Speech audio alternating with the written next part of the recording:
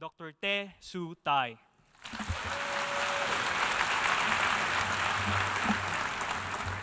A very good morning to Your Excellencies, distinguished guests, and my fellow brothers and sisters.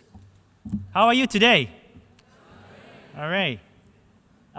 When I came into this hall this morning, I noticed something very interesting, a phenomenon that you don't see in many places. Do you know what is that? Do you see people lining up to do something that nobody actually pushed them to do? Yeah? Do you see lines of people coming up on the stage to take a picture, right? Why do you think, everyone, including myself, if I have a chance, would want to be here posing for a picture and then, post it on Instagram and Facebook? What do you think motivate us to do that? Yeah?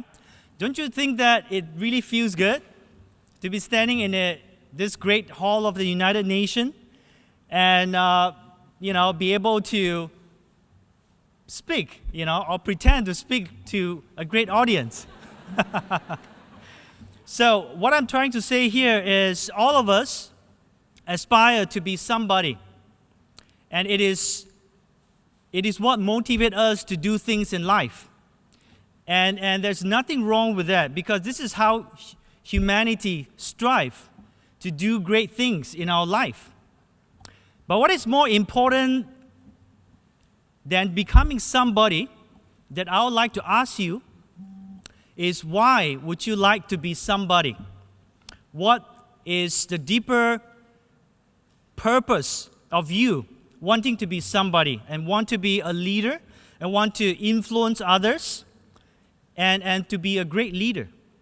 Because I think this is one of the most important questions all of us should ask ourselves as young leaders of today. So I would like to ask everyone two quick questions. Number one, can you think of a few leaders that you really admire in your life? They could be leaders who are remembered in a human history. Could be leaders in your campus, your president, your organization. And I would like you to think about what kind of qualities, common qualities, these leaders has. All right? Number two, I would like you to think about some of the worst leaders that you encounter. Some of the leaders who has brought more damage than value to people's life.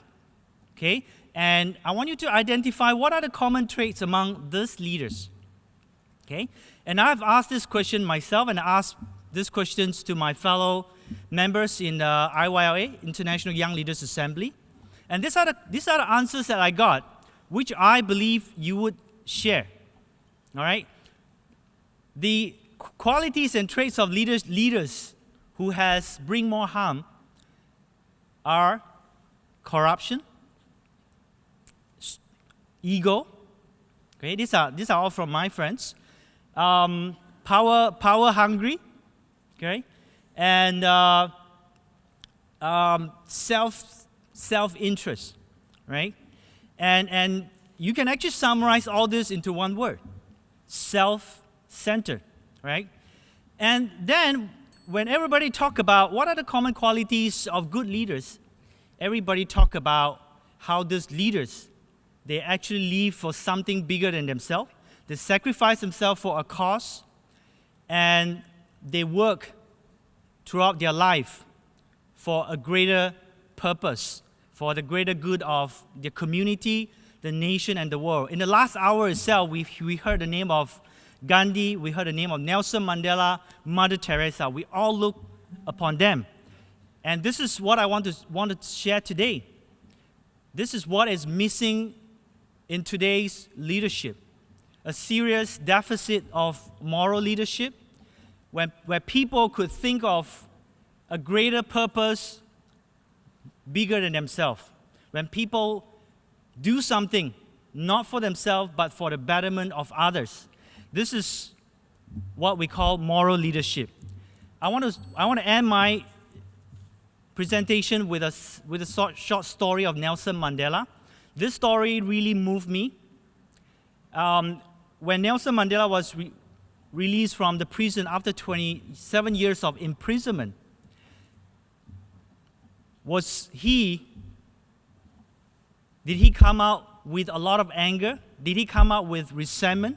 Did he come out vow to take revenge of whoever who put him into prison? No, he didn't. And in an interview, this is what Nelson Mandela said. He said, "Let me first say that it is a great tragedy to spend at the best of your lives in prison. But if I had not been to prison, I would not have been able to achieve the most difficult task in life. And that is changing myself." Nelson Mandela being someone who changed the course not just for a nation, but a course of humanity. It's someone who realized that his purpose and his passion and what he's standing for is bigger than himself. And he led his entire life showing us how he did that. It was not an easy course. It was not easy to be able to stand and lead others. It requires moral leadership, and Nelson Mandela is our model. So let us all be motivated by a purpose greater than ourselves, and let us all be moral leaders for the 21st century. Thank you.